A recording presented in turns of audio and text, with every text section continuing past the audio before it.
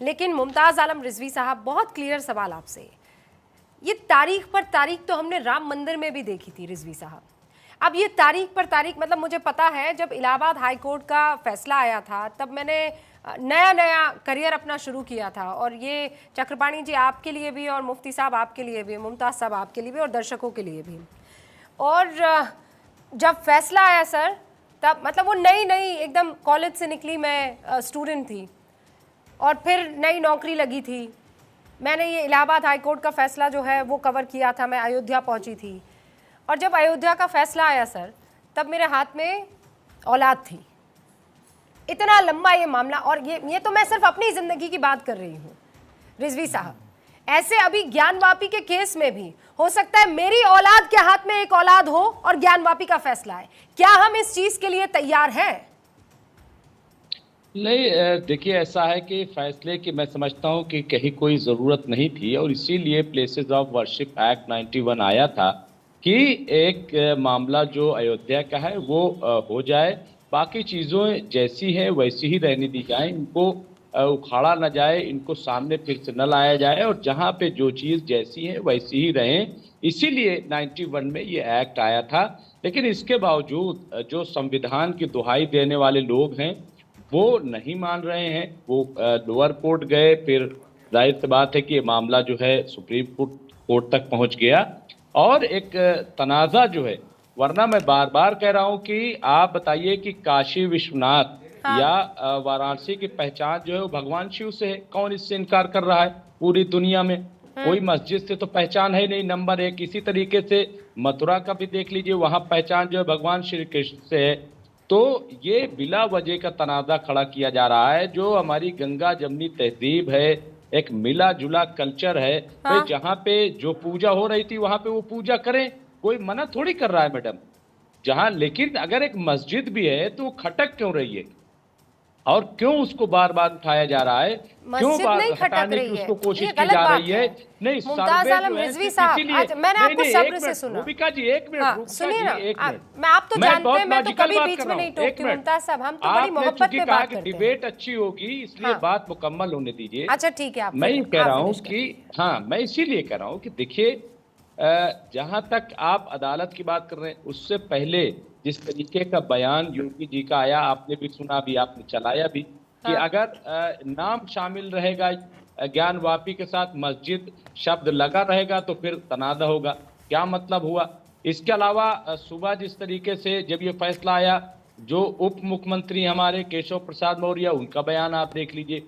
तो ये तमाम जो चीजें हैं, मैं समझता हूं कि अदालत में अगर मामला चल रहा है तो इतनी कौन सी जल्दी है, कौन सी हड़बड़ी है? नहीं है, जल्दी है। मैं बताती हूँ आपको क्यों जल्दी है।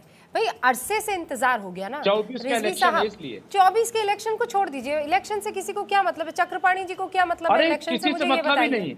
और वहाँ पर सुनिए, वो जो सीमा साहू है, वो जो वादी है, उसको, वो थोड़ी चुनाव लड़ रही है, उसको क्या मतलब है सर? उसको भी कोई मतलब नहीं है।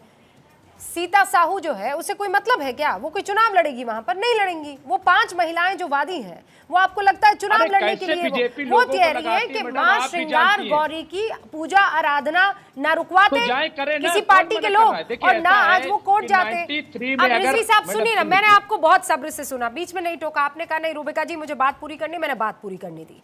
आप ये कह रहे हैं कि कोर्ट की तरफ से फैसला हो जाएगा, दिक्कत क्या है? मुझे दिक्कत यह है कि कोर्ट की तरफ से क्यों फैसला, आप लोग आपस में मिल बैठ के क्यों नहीं फैसला कर लेते हैं? क्या इसमें किसी को दिक्कत होनी चाहिए? आपको तो सर्वे से भी दिक्कत हो रही है। फैसला क्या? चलिए आप बताइए, आप डिसाइड कर लीजिए, मैं भी आपके साथ में हूँ। फैसला क्या आप चाहती हैं?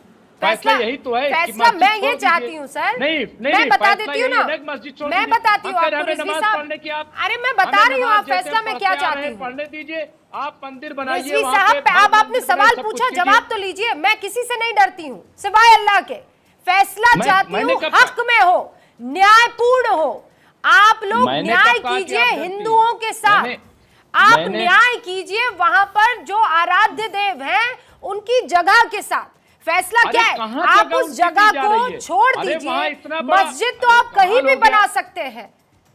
नहीं कहीं भी। नंदी जी अगर सच में इंतजार कर रहे हैं अपने प्रिय शिव का, तो नंदी जी के उस इंतजार को खत्म कर दीजिए रिजवी साहब।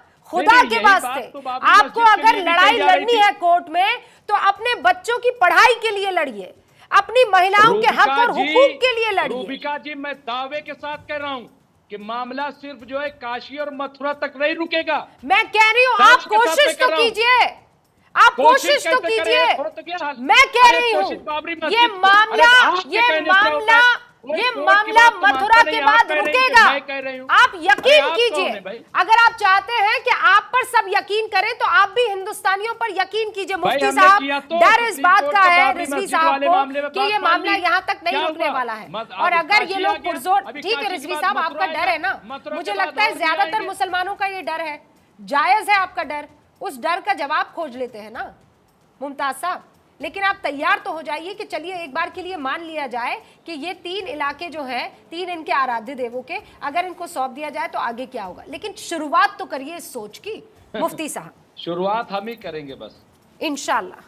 मुफ्ती साहब। रूबिका जी, मैं तो पहले दिन से एक बात कह रहा हूँ कि शासकों का, बादशाहों का ये हमारे आइडियल नहीं है, हमारे आदर्श नहीं हैं। हमारे आदर्श हैं हज़रत मोहम्मद सल्लल्लाहु अलैहि वसल्लम और उनके बाद छोड़ा हुआ उनका रास्ता।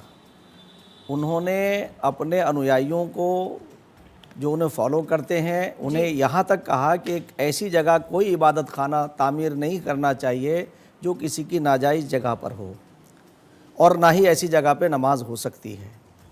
हमें इस ज़िद को छोड़ करके एक ऐसा रास्ता इख्तियार करना चाहिए दोनों समुदाय के लोगों को कि ऐसा संवाद का रास्ता इख्तियार करें कि जिससे हमारी पुरानी जो रिवायतें हैं, जो हमारी संस्कृति है अनेकता में एकता की, वो कायम रहे, और दुनिया हमारी इस नज़ीर को पेश करे कि भाई हिंदुस्तान के लोग कितने अच्छे लोग हैं, भारत के लोग, कि अपने तनाज़ों को, अपने इख्तलाफात को वो मिल बैठ कर के हल करते हैं, और कोई भी मसला ऐसा नहीं है जो संवाद से हल ना हो।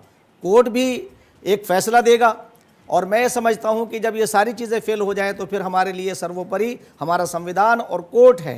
तो कोर्ट जो फैसला करेगा वो तो बिल्कुल सर्वोपरि सबके लिए है। अभी भी आपने देखा कि बर्क साहब ने बात कही और एसटी हसन ने भी कहा कि जो कोर्ट का फैसला है वो तो हम सबको माननीय है। ये बहुत अच्छी बात है हमारे लोकतंत्र की। मैं तो एक कदम आगे जा रही हूँ।